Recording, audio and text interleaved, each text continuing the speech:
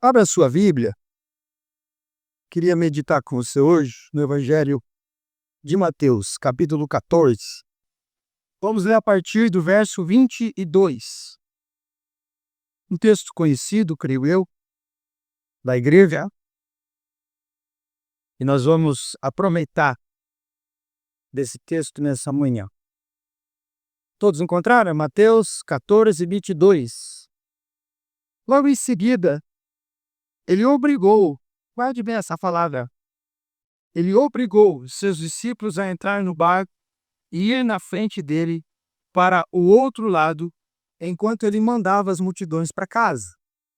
Verso 23 do capítulo 14. Tendo-as mandado para casa, subiu ao monte para orar em particular.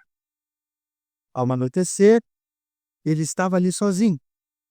Enquanto isso, o barco já estava bem longe da terra e era sacudido pelas ondas, pois o vento era contrário. Já alta madrugada, Jesus foi até eles, andando sobre o mar. Mas ao vê-lo andando sobre o mar, os discípulos assustaram-se e disseram: "É um fantasma", e gritaram de medo. Jesus, porém, falou-lhes imediatamente: "Tende coragem, sou eu, não temais."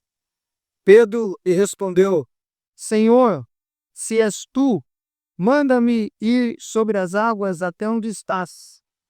Ele lhe disse: "Vem." Desceram do barco e andando sobre as águas, Pedro foi ao encontro de Jesus. Mas ao perceber o vento, teve medo. E começando a afundar, gritou: "Senhor, salva-te." Imediatamente Jesus estendeu a mão, segurou-o e disse: "Homem de pequena fé, por que duvidaste?" E logo que subiram para o barco, o vento cessou. Então, os que estavam no barco o adoravam, dizendo: "Verdadeiramente, tu és o Filho de Deus." Amém? Pai, obrigado por esse texto, por termos diante de nós essa parte da Escritura para tirarmos lições nessa manhã. Que em nome de Jesus a gente saia daqui melhor do que entrou por causa desse texto.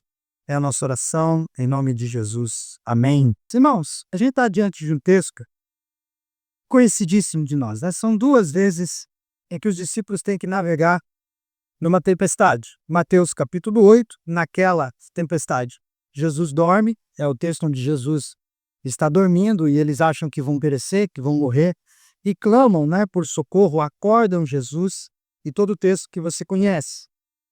E a segunda tempestade é essa aqui, né, que ela acontece logo depois da multiplicação de pães. Tudo isso aqui acontece depois de um grande milagre. Tudo isso aqui ocorre depois que Jesus alimenta 5.000 homens, fora mulheres e crianças, com 5 pães e 2 peixes, um dos maiores feitos de Jesus, um milagre grandioso, né? Um milagre que a gente olha para ele e crê e confia que Jesus é mesmo o provedor. Que Jesus e Deus, o Pai, e o Espírito, o Deus único, é quem cuida de nós. Que com muito pouco nos alimenta, né? Às vezes você pensa, como que eu consigo viver num mundo, num país como esse, caro, que está se tornando caro de viver? Como que as coisas fecham? Como que dá certo? Né? O meu salário nunca aumenta, o meu patrão nunca chega para mim e diz: "Ó, vou te dar um aumento substancial." É sempre quando vem é pouca coisa, e ainda assim eu não passo fome, eu não sinto frio, eu moro, eu posso cuidar da minha família. Provisão, né? Lá no fundo, a gente sabe que a conta não fecha, né? Quando a gente chega no final do mês, não fecharia, e Deus dá graça, Deus dá meios, Deus abre portas, Deus nos sustenta, cuida de nós, e não precisa de muito, não precisa cair um container de pão na cabeça, não precisa um cardume inteiro de peixes pular na tua mesa. É 5 pães, 2 peixinhos, 5.000 pessoas, no mínimo, fora mulheres e crianças, são alimentados até se fartar, e o texto diz que sobra 12 cestos de pão. Mistura nunca sobra, a carne a gente come tudo, mas pão sobrou. Então esse é o Deus que cuida, um grande milagre. Mas há uma coisa no texto impressionante, que mesmo depois de um milagre desse, de você ter essa experiência fenomenal, absurda com Jesus, a vida volta a ser vida. você é jogado de novo na careta da existência, né? De encontro à cara feia da existência. Por quê? Porque se no dia tem 5 pães e 2 peixes alimentando uma multidão, no outro dia tem uma tempestade. No outro dia, a gente acha que vai morrer. No outro dia, a vida segue um rumo em que você, que acabou de experimentar um grande milagre, acha que tudo vai acabar, a ponto de se desesperar da vida. Jesus faz isso para não deixar ninguém suspenso na ideia de que a vida é uma coisa só. A graça de Deus nos milagres, a graça de Deus nos feitos de Deus, ela acontece para que a gente não se desespere. Então, esses milagres de Deus acontecem para que a gente entenda que Ele está no controle e cuida de nós. Para que a gente não entre em desespero, Ele faz esses feitos miraculosos. Mas, para que também a gente não fique iludido que a vida é só milagre, Ele também joga a gente na tempestade. Então, de um lado, você tem um Deus que não te deixa se desesperar, e também do mesmo lado, você tem um Deus que não deixa você se iludir. Por isso que a vida é assim. Para você não achar que vai ser sempre assim, para você não achar que vai ser sempre assim. Entendeu? É para não ficar iludido e para não ficar desesperado. É um Deus que tem tudo no controle. E porque tem tudo no controle, deixa que a nossa vida siga um rumo que Ele determinou. Sabendo que a única coisa que sobra para nós é confiar nele. Na bonança, quando 5 pães e 2 peixes alimentam muita gente, quanto numa tempestade onde parece que a gente vai morrer. E Jesus, diz o texto, que depois de despedir essa multidão que se alimentou, ele decide orar sozinho. Ele não quer companhia. Ele quer só. E eu pedi para você pisar aquela palavrinha do verso, porque o texto diz que ele obrigou os discípulos a irem para a tempestade. Nós temos aqui um Cristo que obriga as pessoas a irem para uma situação ruim da vida. Isso é estranho, não é? Ele obriga eles a passarem por isso. Nós temos o preferido nosso, né, quando as coisas dão errado. Qual que é o preferido? O inimigo. Isso é coisa do inimigo. O inimigo se levantou contra mim, pastor. O inimigo está furioso com a minha vida, pelo que está acontecendo. Não, é o teu amigo. E ele não está furioso. É ele que está te obrigando a ir para esse lugar de tempestade. Não é o diabo, não. É Deus. Ele obriga, ele diz, ó, peguem esse barco e vão. Vamos. E se o texto diz obriga, a gente tem que entender que nas entrelinhas disso houve uma discussão. Que os discípulos disseram, não vou ficar orando com o Senhor aqui. Nós vamos orar, nós vamos esperar, nós vamos todo mundo junto. Não, some. Saiam daqui. Peguem o barco e vão para outra margem do Mar da Galileia. Não fiquem, eu quero ficar sozinho. Vão.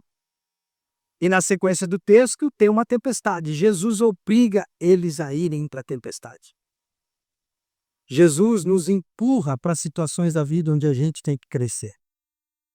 Você já imaginou se você nunca tivesse, você que é pai, nunca tivesse obrigado o seu filho a aprender a andar, mas toda vez ficar com ele no colo?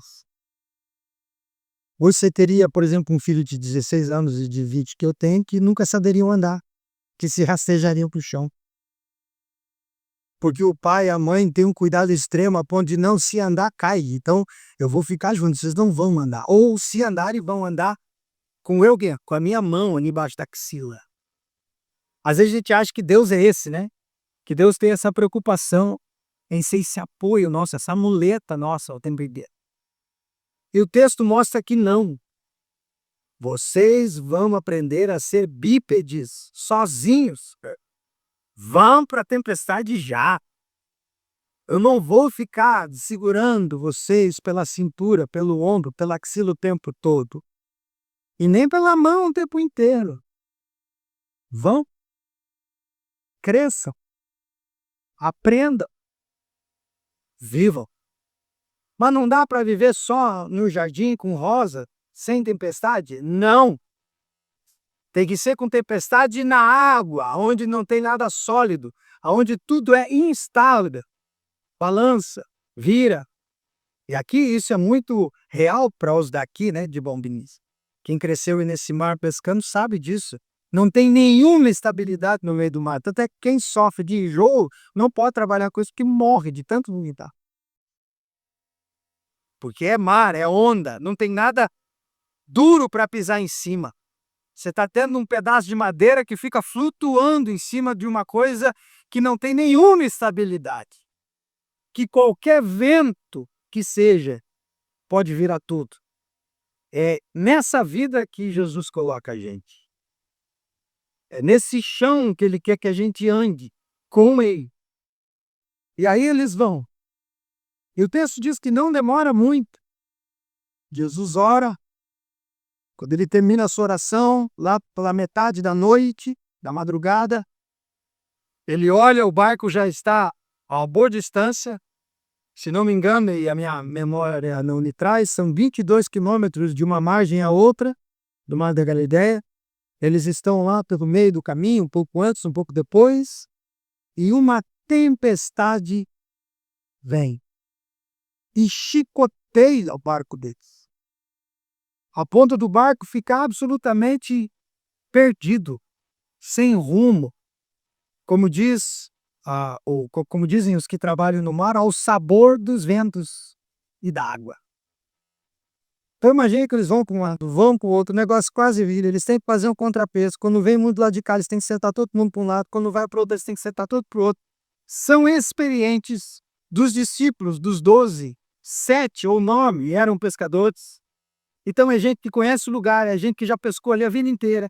Pedro tem uma empresa em sociedade com João, com Tiago e o seu irmão André.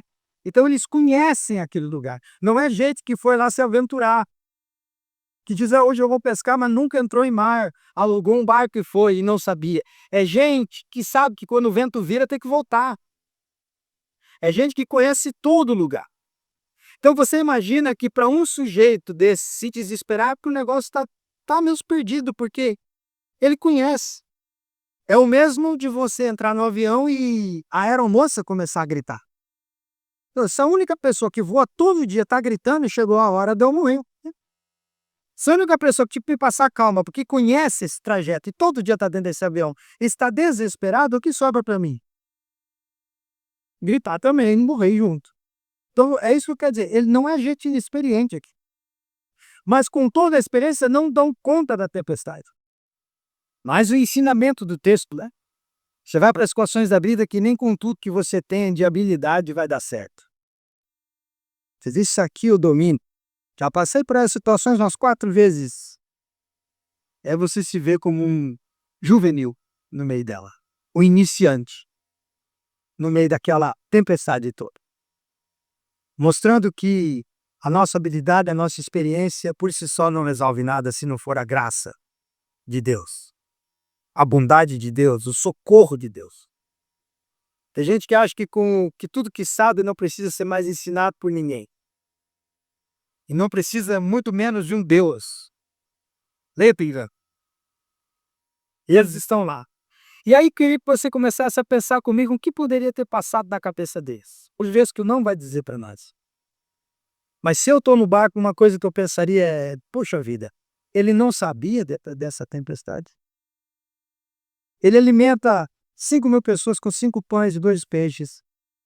E não sabia que isso ia acontecer porque a gente não queria ver. Foi ele que insistiu. Foi ele que colocou a gente nessa. Não? Às vezes você vai tomar uma decisão para sua vida que vai mudar o seu futuro e você ora, pede conselho para gente mais velha, pede conselho para quem você confia, conversa com o pastor, mede tudo, né?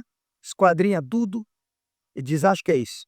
Confirma, ora, pede a Deus e tudo indica que sim, seu coração está ligado naquilo, se diz eu vou.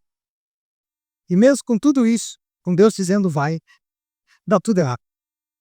Você chega lá e diz, mas eu orei, eu perguntei, não tinha como dar errado.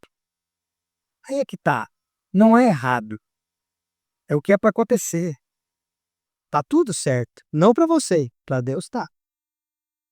Tá tudo do jeito que ele queria. Ou você acha que, por exemplo, quando nós saímos de Curitiba em 2017 para ir para Minas, estava nos nossos planos matar 30 escorpiões, até onde a gente conseguiu contar, dentro de casa. A maioria deles em situações que poderiam ter nos picado, como na mochila da escola da Gabi antes de ir para aula, como no eles perseguiam a Gabi, no travesseiro da Gabi, na bermuda dali, na cozinha, quando a gente entrava, ia mexendo numa louça, saía um escorpião de trás, todo armado. E nunca fomos picados em 3 anos. Não estava no plano. Eu nunca tinha visto escorpião na minha vida. Enjoei de ver, nem quero ver mais. Nunca mais, já tá bom. Chega. E eu digo 30 até onde eu contei. Nós contamos. Alguns nós capturamos, porque era incrível ter um escorpião dentro de um pote. Teve mais. Banheiro da igreja. Então é um lugar que infelizmente é muito calor e tem essa infestação. Nós não éramos privilegiados. Todo lugar dentro, mercado. Lá para você pegar um pacote de arroz do mercado, você tem que analisar toda a prateleira. Nós aprendemos, por exemplo, lá a guardar a roupa do avesso, para se obrigar a desdobrar para vestir. Vocês vão conseguir ensinar nós que não chegamos lá. Ó. Guarde sempre a roupa do avesso, deve você se obriga a desvirar. Se tiver por dentro da roupa, você já não é picado. Porque aí, desde picado, era sempre assim. Calçado e roupa. Ninguém planejou isso. Mas nós fomos. Deus não avisou a gente. Mas Deus mandou a gente ficar lá. Mas Ele não disse que a gente ia ter que conviver. Percebe? Às vezes você acha que está tudo errado. E não está. É o plano. Só que para nós, humanos, é um plano ruim. Não é? Porque se a gente planeja, tudo dá certo. O meu time sempre vai ser campeão. Na minha cabeça. E está na 2ª divisão. Mas na minha cabeça ele é o melhor. E assim é com a vida.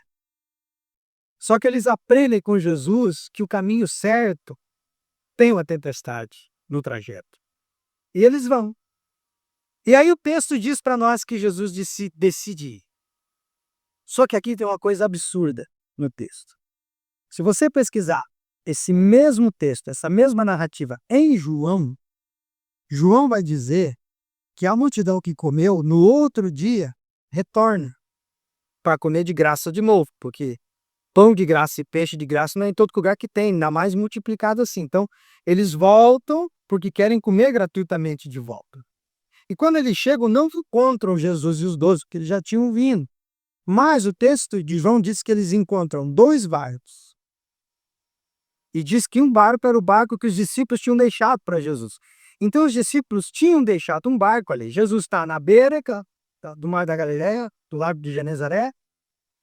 O barco está lá no meio, açoitado por ondas. Jesus está ali na beira e tem um barco para ir, porque deixaram um barco para ir. Como melhor, terminou de orar, a sua entra no barco, vai. Jesus olha aqui do barco, olha eles lá na tempestade e diz o quê? Eu não vou de barco, eu vou de Deus. Como que Jesus vai de Deus? Ele vai andando em cima da água. Eu vou de Deus. E ele sai caminhando sobre a água. É uma tempestade que está prestes a matar os discípulos de Jesus. Mas é, ao mesmo tempo, uma tempestade que para Jesus não é nada, porque ele caminha em cima do problema. Ele caminha em cima daquilo que nos assola e que nos faz mal. Isso não é interessante? Que Jesus vem andando por cima daquilo que está te fazendo sofrer, que está te fazendo ficar aflito. Ele vem mostrando que essa tempestade não significa absolutamente nada para ele. É chão sólido, diferente do que é para nós.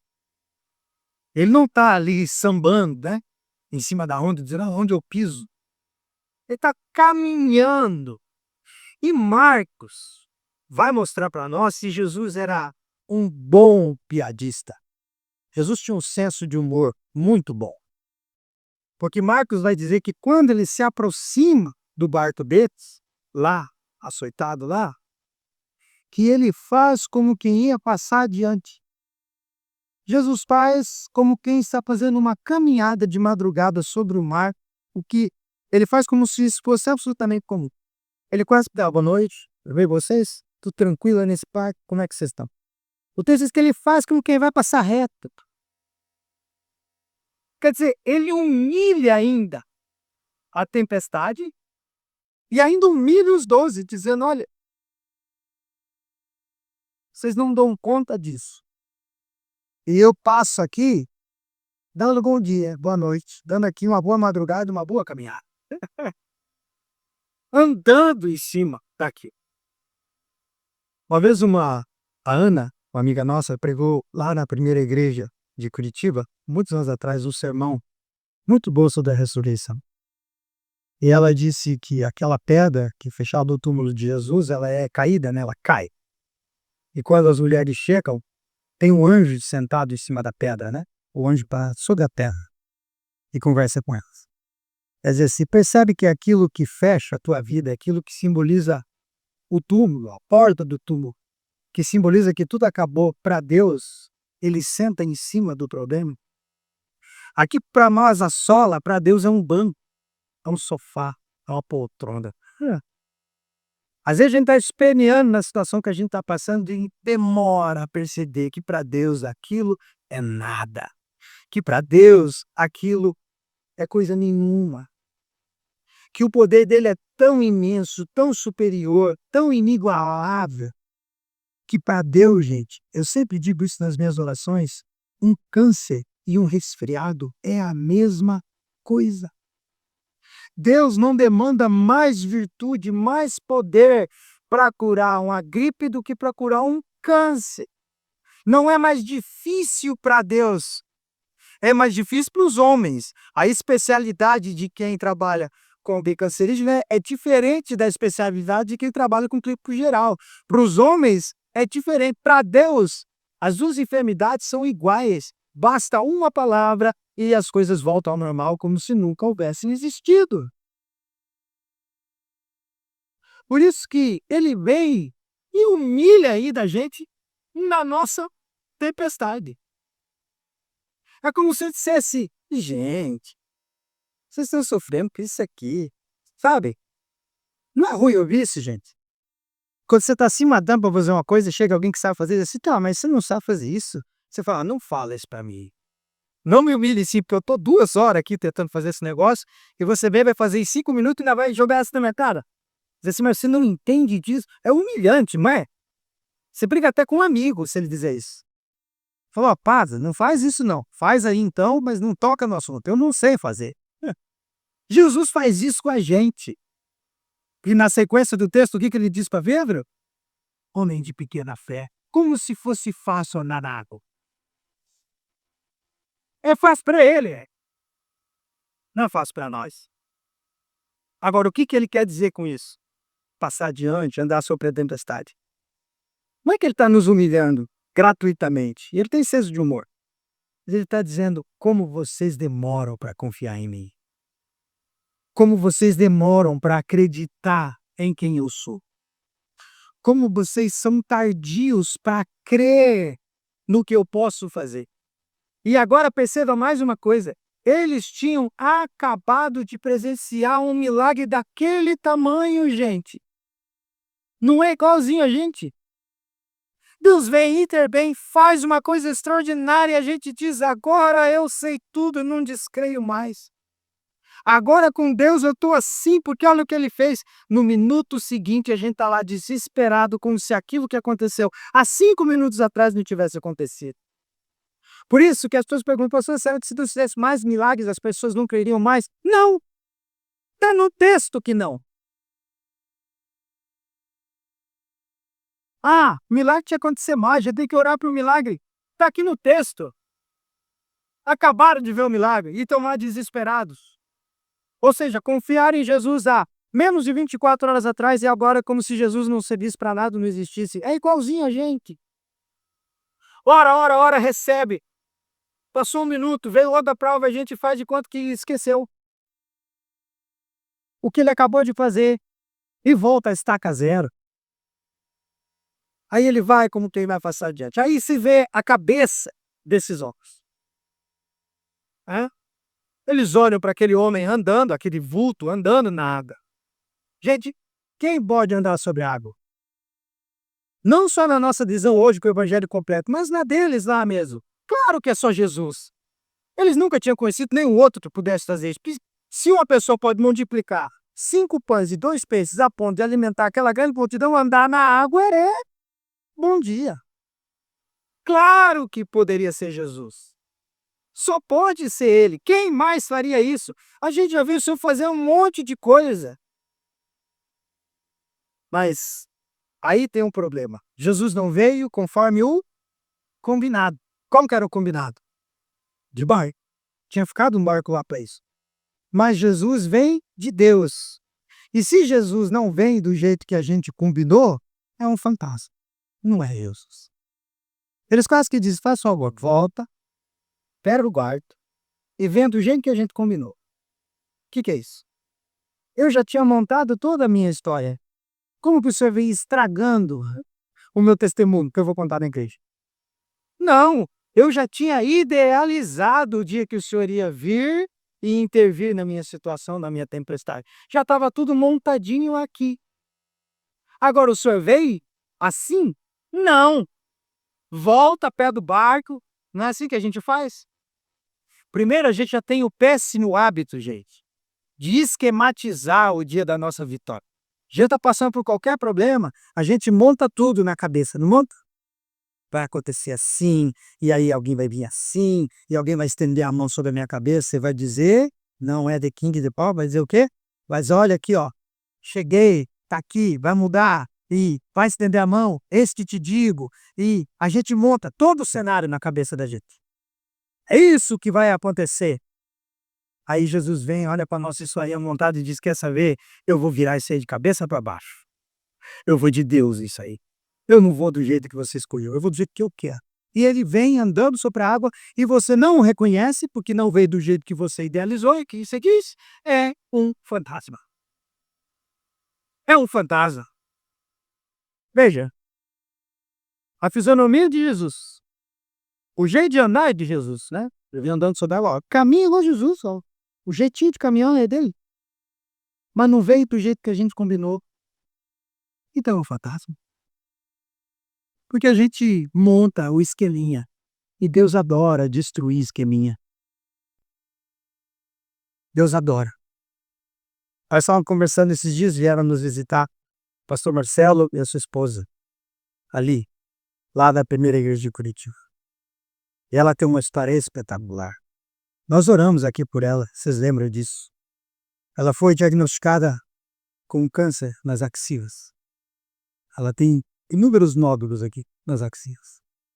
Foi diagnosticada por quimioterapia, nós vamos ter que fazer a mais pesada já de cara. Ela passou por um processo, ela tem fibromialgia para somar, e passou por um processo longo até poder começar o tratamento. E cada processo era terrível, ruim, arrasador para ela. E nós orávamos e nada mudava, cada exame piorava.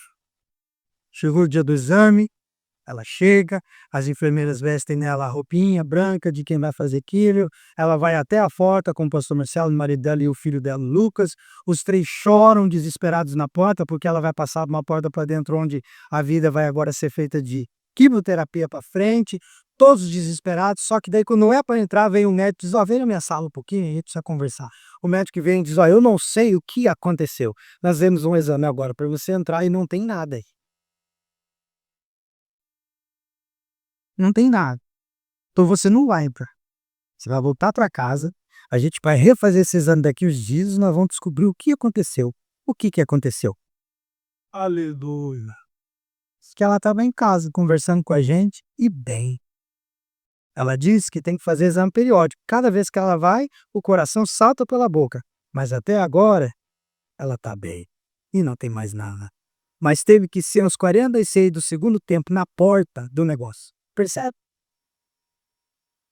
É do jeito dele, não é do nosso. Você acha que ela não montou um esquema antes? Na cabeça dela, isso podia ter acontecido lá no primeiro exame, né? Porque a gente monta os cenários. E Deus vem de Deus. Ele vem do jeito dele. E aí quando ele vem do jeito dele, e não é do jeito que a gente quis, do jeito que a gente idealizou, do jeito que a gente montou, do jeito que a gente esquematizou, a gente demora a perceber que é ele, né? A gente demora, mas é ele. Aí Pedro, né, que é sempre o mais afoito, é sempre o mais disparado na frente dos outros, Pedro tem um raciocínio tão lógico, gente, tão óbvio, que é lindo de ver no texto. Pedro diz assim: olha, eu estou dentro de um barco e o barco está afundando. Eu estou no meio da água e qual é o lugar mais seguro no meio do mar? É dentro de uma embarcação. Mas a embarcação está afundando, por mais que ela seja o mais seguro sobre a água. Esse homem está de pé na água. Então segurança não é o barco, segurança é estar onde ele está. Mudou a noção de segurança aqui. Estar seguro já não é mais estar sobre um barco se o barco afunda. Estar seguro é estar onde Jesus está, porque mesmo sem nada debaixo do pé dele, ele não está afundando. Ele está de pé.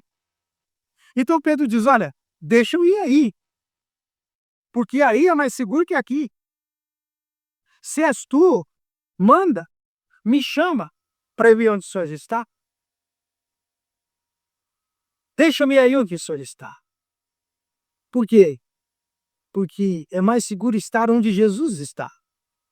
Por mais que aquilo que parece ser seguro, já não é mais. Que é um barco no meio da água. E ele vai. Jesus diz: olha, venha. Você quer vir aqui comigo? Vem. Eu não vou te buscar. Vem. E Pedro, na minha concepção, faz isso de maneira inadvertida. Ele não pensa. Ele bota o pé na água e vai. Ele bota o pé e vai. É assim que ele decide. Alguém aqui já pulou de bando de diabo? Eu nunca vou fazer isso na minha vida. Vai eu ir, vão ter que me desmaiar. Eu não vou aproveitar porque eu vou estar desmaiado. Mas eu fico impressionado com pessoas que fazem isso. Porque se você pensar, você não vai. É que nem pular de paraquedas. Você não pode pensar. Gui, se você ficar esperando o melhor momento, o avião vai descer, você vai descer com ele no chão. E mesma coisa, vai desamarrar a corda, vai fazer de conta que foi. Pulou, mas não pulou. Pedro nem raciocina, Pedro vai. E quando ele vai bem. Primeiro, segundo, será terceiro passo. Só que aí Pedro para perceber que o que ele está fazendo é impossível. Ou alguém conhece alguém aqui fora Jesus que já andou em cima da água? Ninguém anda em cima da água, porque água não dá para andar.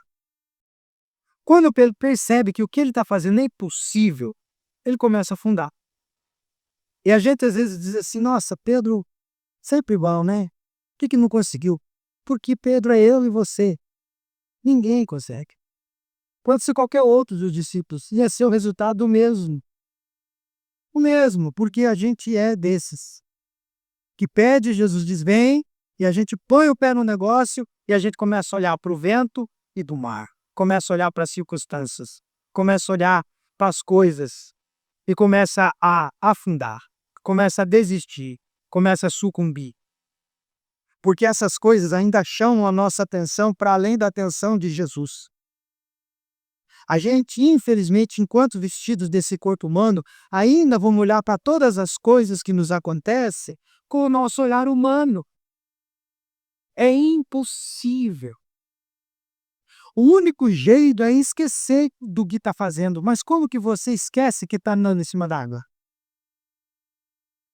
Não é? Não tem como esquecer. Não tem como você deixar para lá. Claro que Pedro ia afundar. Começa a afundar, porque começa a olhar o vento. E Jesus está a uma distância razoável, porque não é ali 3, 4 passos ele está lá. Ele tem que estar mais. E quando ele começa a afundar, qual a primeira reação dele? Ele joga a mão e diz: Senhor, socorro. Me socorra, porque eu sou pescador. Eu entendo desse mar da Galileia. E sei que chegou num ponto aqui que ninguém sai daqui nadando numa situação dessa. É morte. Já parou para pensar que lá em João 21, quando Jesus está fazendo peixe lá na areia e eles estão pescando e repete o milagre que eles puxam a rede cheia, o texto diz que Pedro cai na água e nada antes dos outros se chega lá? Pedro sabia nadar.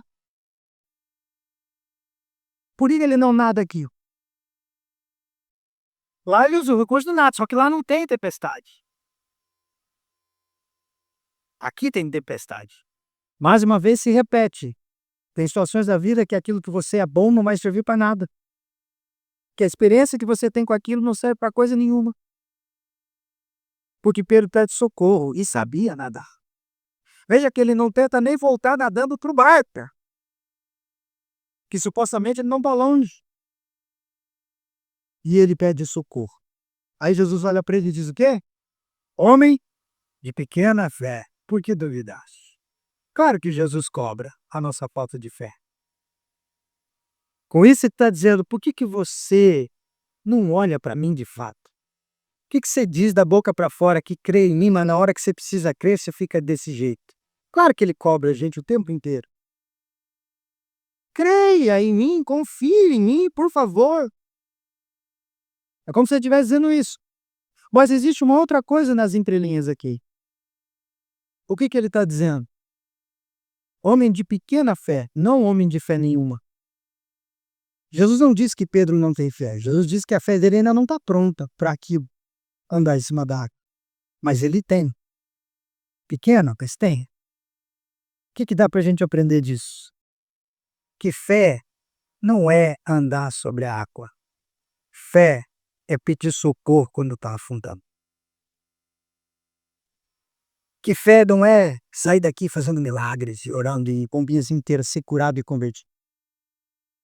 Fé é quando as coisas vão contrárias a nós, a ponto de nós nos desesperarmos da vida, a gente olhar e dizer, Senhor, chegou num ponto em que toda a minha habilidade acabou, por favor, me socorra. Fé não é andar sobre a água, fé é pedir socorro quando está morrendo.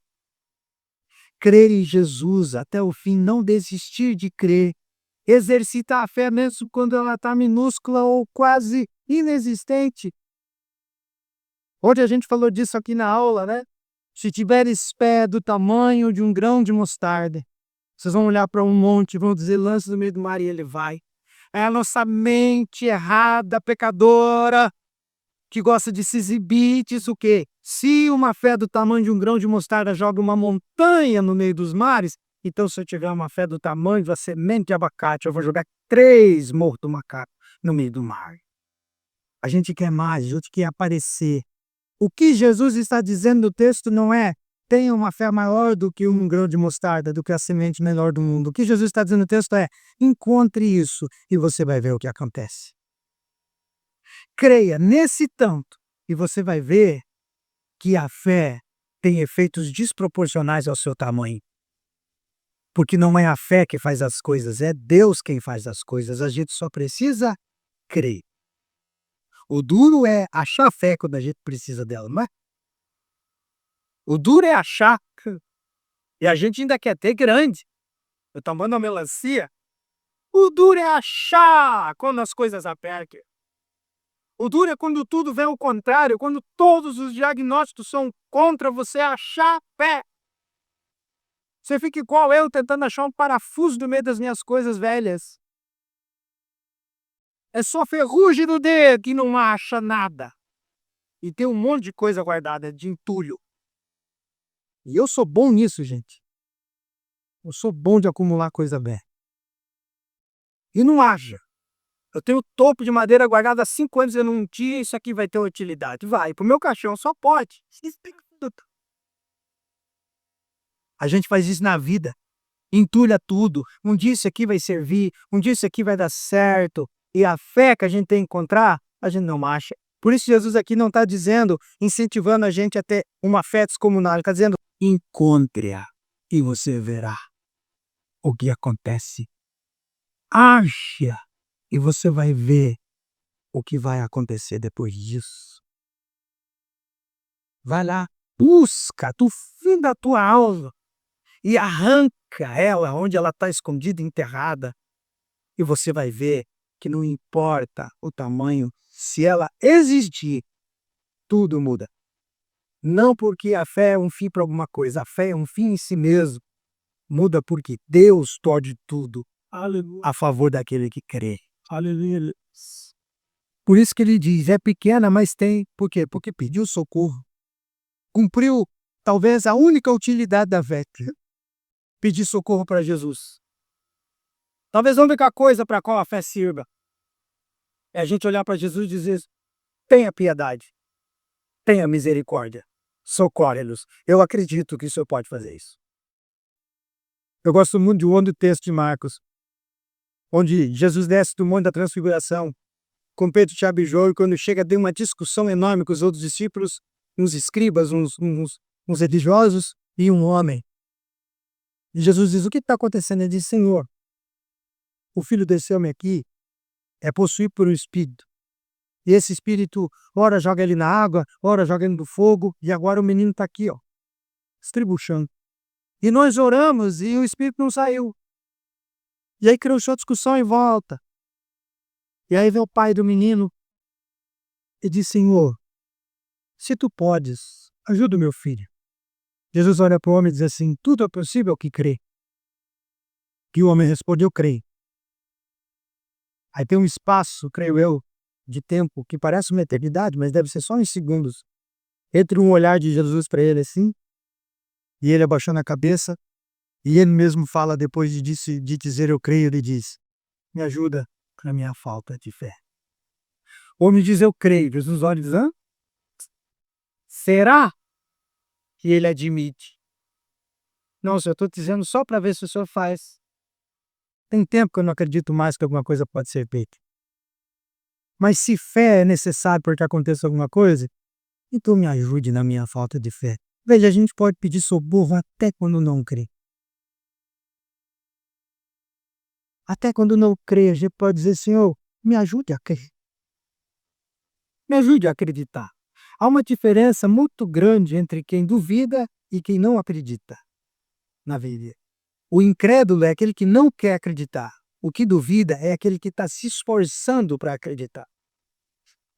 Dúvidas são boas para nós, incredulidade nunca. Mas as dúvidas são ótimas para nós. Porque quem duvida está se esforçando para crer. Enquanto o incrédulo não acredita mesmo e não quer saber. Esse não é o nosso caso. Às vezes a gente não tem que se esforçar para acreditar. Não é isso? Por isso que às vezes a nossa oração é essa desse pai lá de Marcos. De Mateus 17. Ajuda na minha falta de fé. Me ajude a acreditar, Senhor. E ele diz que ajuda, porque o menino é curado na hora. O espírito o deixa, quase morto, diz o texto. E ele entrega o menino para o pai, que não tinha fé e que pediu fé naquela hora. É um Deus de grande misericórdia, gente. Ele não é esse Deus de longe que fica zoando com a gente, né? Judiando da gente, se esbaldando enquanto a gente se desespera, tripudiando em cima do nosso desespero. É um Deus que quer uma conexão real. Ele não quer fazer por fazer. Ele não quer dar de mão beijada por dar. Ele não quer nada em troca, porque a fé não é nem para ele. Ele quer que você apenas dependa dele diariamente. Só isso. Por isso que ele diz: homem de pequena fé, por que duvidaste? Contudo, a fé existe aqui. E aí o texto segue para o final. E eles voltam para o barco. Sobem no barco. E quando Jesus sobe no barco, o texto diz que o vento cessa. Que a tempestade acalma. E o que eles dizem? Verdadeiramente, esse é o Filho de Deus. Tinham acabado de ver o milagre da multiplicação dos pães. E agora dizem isso. O que a gente aprende por isso no texto? Que você nunca vai conhecer Jesus o suficiente. A gente estudou isso ontem também, na aula aqui. A gente nunca vai conhecer Deus de maneira exaustiva, completa, mas o que a gente conhece e pode conhecer dele é verdadeiro. Verdadeiramente ele é o Filho. Isso quer dizer que ele sempre vai te surpreender.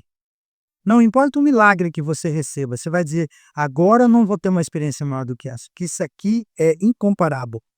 Na esquina próxima, Jesus te dá outra, para você dizer: quem é esse que até o vento e o mar obedece? Para você sempre se surpreender. Ele é sempre esse que está surpreendendo, sempre surpreendendo, sempre surpreendendo. Milagre atrás de milagre. Um dia multiplica pão, no outro dia tem tempestade, no outro dia você anda sobre o mar, mas você afunda, e você vai tendo essas experiências com Deus de fé em fé, de fé em fé. confiando em Jesus Cristo o tempo todo, todo o tempo. Amém? Confie. Se você está vindo de um momento bom, de um momento em que uma coisa impossível aconteceu, não tenha dúvida. Já já ele vai te obrigar a ir para o lugar, amém? Porque você está em processo de crescimento.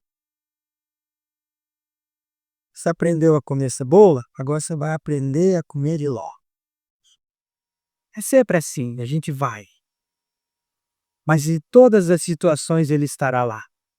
Para multiplicar o pão, para fazer a tempestade cessar, para andar em cima daquilo que nos assola, para vir caminhando em cima da tempestade que a gente acha que vai nos assassinar. E ele anda em cima dela, como quem desliza no trilho. Um Deus soberano, poderoso, digno, honrado e amoroso, e preocupado, acessível. Os gregos diziam: se ele existe, está tão distante, por que ele se preocuparia com formiguinhas? E a Bíblia diz que ele habitou entre nós cheio de graça e verdade. O Deus que não tinha necessidade nenhuma de olhar para nós, não só olhou, como decidiu andar conosco, viver conosco, estar conosco diariamente. Amém? Coloque-se de pé, por gentileza.